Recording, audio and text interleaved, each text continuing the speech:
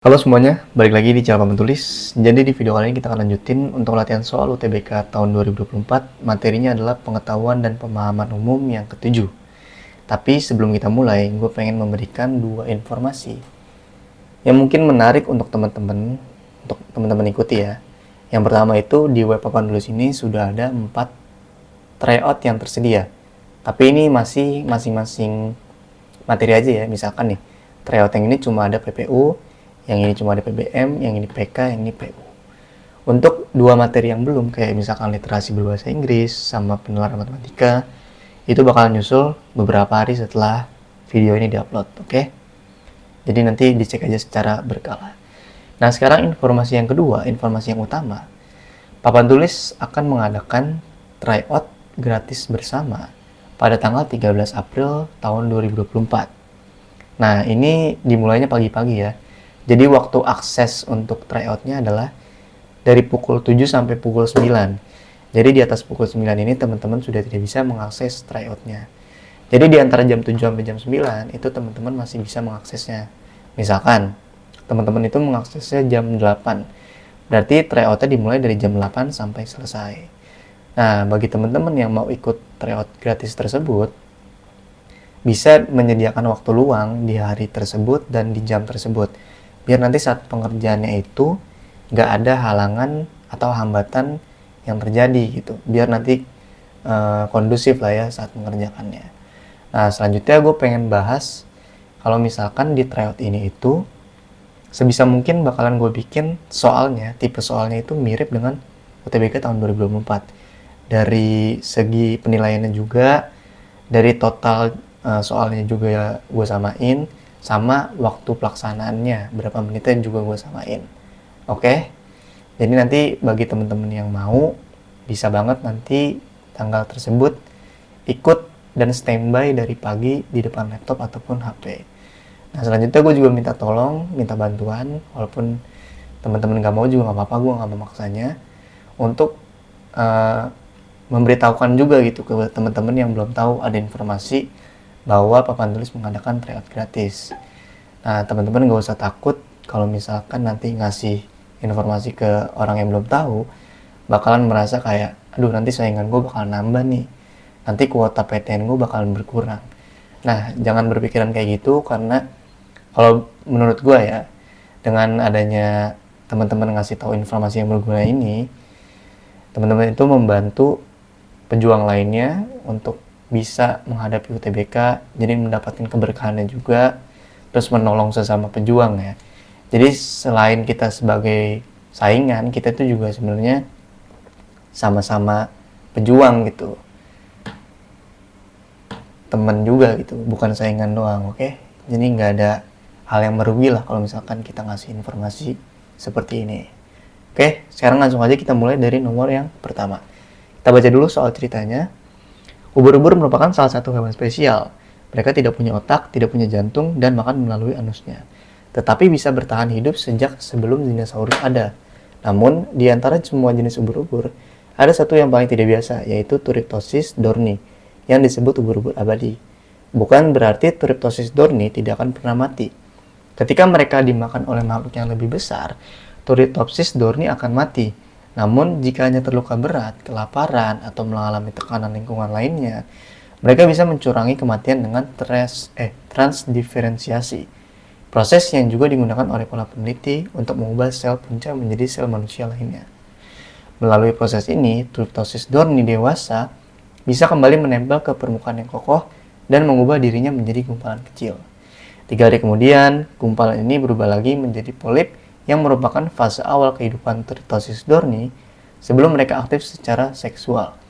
Polip baru ini secara genetik sama persis dengan Turritopsis dohrni yang asli, tetapi dengan tampilan yang berbeda. Ia kemudian bergabung sebagai koloni polip yang menempel pada batu. Jadi Turritopsis dohrni tidak mati meskipun ia juga tidak hidup dengan tubuh yang sama. Oke, jadi pertanyaan yang pertama ini adalah frasa proses ini. Pada paragraf kedua mengacu pada. Nah, seperti biasa, kalau misalkan ada soal mengacu kepada, berarti jawabannya ada di, kemungkinan besar jawaban ada di kalimat sebelumnya. Sedangkan di proses ini bisa kita lihat itu ada di paragraf kedua di kalimat yang pertama. Terus gimana dong? Ya berarti tetap aja ada di kalimat sebelumnya. Cuma bedanya dia ada di paragraf yang pertama. Berarti kalimat terakhir paragraf pertama itu dimulai dari kata namun. Nah, kita cari nih mana kata yang menjadi acuan dari proses ini. Namun, jika hanya terluka, berat, kelaparan, atau mengalami tekanan lingkungan lainnya, mereka bisa mencoreng kematian dengan transdiferensiasi, proses yang juga digunakan oleh para peneliti untuk mengubah sel punca menjadi sel manusia lainnya. Melalui proses ini, Turritopsis dorni dewasa bisa kembali menempel ke permukaan yang kokoh dan mengubah dirinya menjadi gumpalan kecil. Nah, kita baca secara runut tadi pasti udah tahu kan bahwa transdiferensiasi ini menjadi acuan dari kata atau frasa proses ini. Ya enggak? Jadi kan dia bilang nih kalau misalkan si Turritopsis ini nggak bakalan mati gitu. Melalui proses transdiferensiasi dia bakalan menjadi hidup lagi lah, intinya kayak gitu. Nah, berarti jawabannya yang ada transdiferensiasinya, yaitu yang C. Nah, sekarang coba deh kita cek dulu pilihan yang lainnya. Siapa tahu ada yang lebih benar gitu. Nah, yang A nih. Yang A ini proses mengubah sel punca. Kita lihat mengubah sel punca ini juga ada di kalimat sebelum proses ini. Tapi kenapa dia nggak jadi jawabannya? Karena yang mengubah sel punca ini itu adalah informasi tambahan. Kenapa? Misalkan gini nih, kita kasih contohnya yang tadi nih. Jadi dia itu bisa mencurangi kematian dengan transdiferensiasi. Nah, informasi tambahannya itu, proses transdiferensiasi ini juga digunakan sama para peneliti untuk mengubah sel punca menjadi sel manusia lainnya. Bukan berarti si proses ini yang ada di paragraf kedua itu mengacu kepada mengubah sel punca. Nah, tapi ini sebagai informasi tambahan aja. Jadi ini nggak bisa kita bilang sebagai acuan dari frase proses ini. Nah, yang B, proses mencurangi kematian. Proses mencurangi kematian juga ada di kalimat sebelum proses ini, ya nggak? Tapi kenapa bukan jawabannya juga? Karena dia ini bukan sebuah proses yang dimaksud gitu. Ini bukan sebuah proses ya, dia itu cuma sebagai istilah doang. Kayak misalkan, istilahnya bisa kita ganti lah, misalkan kayak menghindari kematian, mencurangi kematian, ataupun membatalkan kematian. Nah, itu cuma sebuah istilah gitu. Jadi ini nggak bisa dijadikan sebuah acuan. Karena yang sebenarnya terjadi prosesnya itu adalah ya transdiferensiasi tadi. Ini kenapa ya? Ini gue error soalnya nih. Sorry ya. Nah, sekarang yang D. Yang D ini proses menjadi gumpalan kecil. Menjadi gumpalan kecil ada di dalam kalimat yang pertama di paragraf kedua. Atau kalimat yang sama pada di proses ini. Nah, ini juga pasti nggak bakal bisa menjadi acuan karena dia letaknya setelah kata atau frasa proses ini. Jadi tanpa dicek lebih lanjut pun ini juga bukan jawabannya. Nah, yang terakhir proses matinya Turritopsis dorni. Ini kita cari dulu mana ada kata-kata ini apa enggak.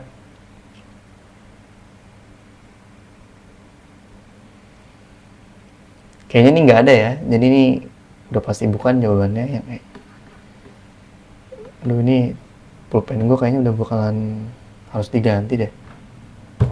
Nah, sekarang yang nomor 2. Lawan kata dari kata kokoh pada teks di atas adalah yang lawan kata kokoh. Kita sebenarnya nggak usah dicari dulu nih, di mana sih kata kokoh berada dalam paragraf ini ataupun ini. Karena kita bisa langsung tahu lawan kata kokoh gitu. Karena kokoh kan cuma punya beberapa kata antonim ya. Dan itu maknanya nggak berbeda jauh gitu. Jadi kita nggak usah nyocokin dengan konteks kalimat yang ada di atas. Kita langsung aja nyari mana sih yang cocok untuk dijadikan antonim dari kata kokoh. Yang A, pasak. Pasak ini udah pasti bukan, karena pasak itu kayak sebuah tiang, bukan tiang, apa namanya? Ya pasak namanya, gimana sih bilangnya? Bentukannya kayak untuk biasanya tenda-tenda gitu, tenda-tenda pakai pasak. Biasanya anak pramuka atau anak gunung nih tahu untuk dijadikan sebagai yang ditanam gitu ya di tenda. Nanti bentuknya kayak gini, nanti diikat di tali gitu kan. Dia bisa dari besi ataupun dari bambu ataupun dari kayu gitu. Nah, ini udah pasti bukan. Yang gilas ini menggilas atau melindas gitu, ini juga bukan antonimnya. Nah, yang rapuh, nah ini rapuh adalah lawan kata dari kata kokoh. Karena kokoh itu kuat, rapuh itu ya lemah gitu lah ya. Jadi gampang patah, gampang potek. Nah, ini rapuh. Berarti jawabannya yang ini. Yang pias itu jujur gue nggak tahu. Tapi seingat gue ini kayak tiker gitu ya. Ini tapi bukan. Yang perah itu memerah atau memeras gitu. Memerah susu sapi gitu. Oke. Sekarang kita lanjut ke soal yang nomor 3. Nomor 3 pertanyaan adalah topik yang dibahas pada bacaan di atas adalah, tadi kita sudah baca ini tuh secara garis besar ngomongin tentang ubur-ubur Turritopsis dohrnii, tapi di pilihan yang jawaban ini nggak ada. Ini maaf nih, kayaknya udah rusak nih pulpennya. Tapi di pilihan jawaban ini nggak ada, jadi kita harus cocokin, sesuaiin aja sama pilihan yang ada gitu. Yang A, keistimewaan ubur-ubur. Oke, bener kita ngomongin keistimewaan ubur-ubur, tapi bukan semua ubur-ubur. Harusnya kalau misalkan kita ngomongin keistimewaan, di sini tambahin ubur-ubur Turritopsis dohrnii. Karena nggak semua ubur-ubur memiliki keistimewaan yang sama. Jadi ini bukan. Yang B, asal muasal Turritopsis dohrnii. Dari tadi juga nggak ngomongin asal muasal si ubur-ubur ini tuh dari mana. Nah, yang C, jenis ubur-ubur yang tidak biasa. Ini masih bisa kita gunakan sebagai topik karena memang di awal kan dia ngomongin ubur-ubur secara general kan. Ubur-ubur merupakan salah satu hewan spesial. Tapi setelahnya dia ngomongin bahwa ada salah satu spesies lah yang tidak biasa gitu, yaitu Turritopsis dohrnii. Jadi ini masih bisa kita pakai sebagai topik bacaan. Tapi belum tentu ya, kita lihat dulu yang D sama yang E. Apakah ini lebih cocok? Kalau misalkan lebih cocok, berarti kita ganti jawabannya.